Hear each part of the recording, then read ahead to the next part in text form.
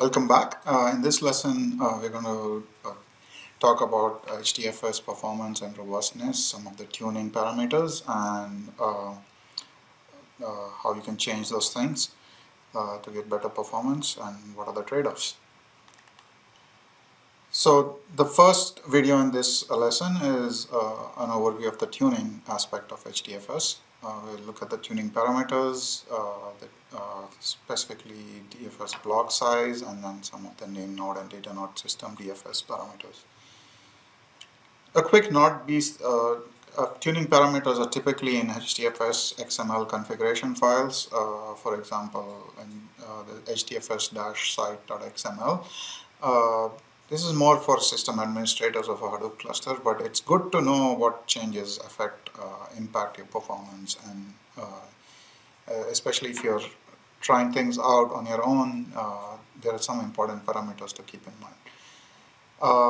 And commercial vendors like Cloudera or Hortonworks will usually have a management console that lets you make these changes without actually going and changing the files, and they do that under the covers for you.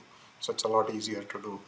And here I have a snapshot of Cloudera's management console, and if you're using the Cloudera VM as we discussed in earlier modules in this, you can actually spin this up and look at it if you want.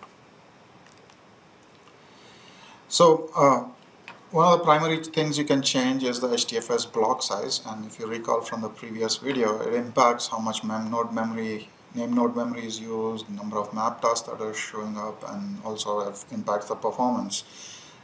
By default, this is set to 64 megabytes. Typically, you can bump this up to 128 megabytes for most workloads. That works out good. The parameter that is changed is dfs.block size or dfs.block.size. So if you go back to the snapshot from Cloudera's Quick Start VM, you can see the block size is set to 128 megabytes, and this is the circled parameter there. Now you can notice there are a lot of parameters that you can change. So I'm just going to talk about a couple of primary ones for today. The other important one is replication. So by default, the replication is set to 3.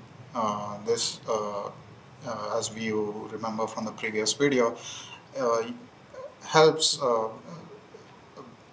you protect against like rack failures and node failures, because you can put your replica on different racks.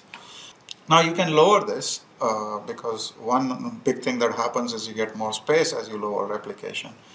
But there are trade-offs, like always. If you lower it to reduce the replication cost, it also makes your system a little less robust. So if you have a failure, now you have less room for error. So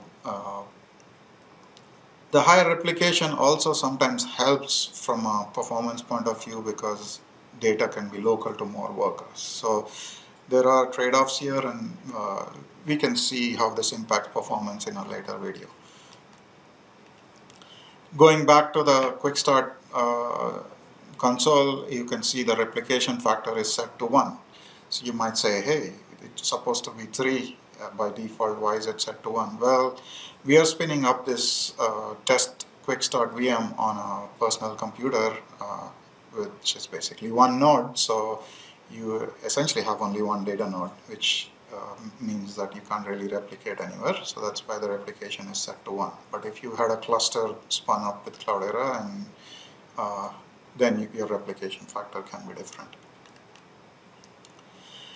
Now that's just one aspect of it. I want to stress that these two are kind of big parameters, the block size and the replication. They have a huge impact on how much space you have and what kind of performance you get out of HDFS.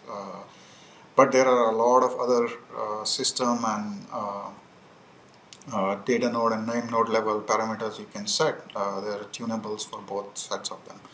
I have a couple of examples here. So there is a handler count on a data node. What does that mean? It's the number of server threads on each data node.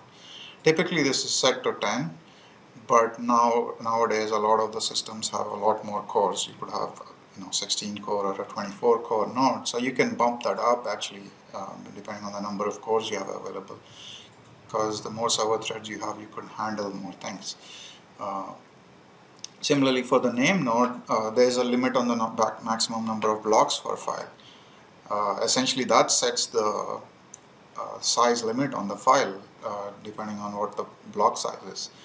So you could change that up too, but if you remember, the number of blocks also means amount of memory that's used on name node.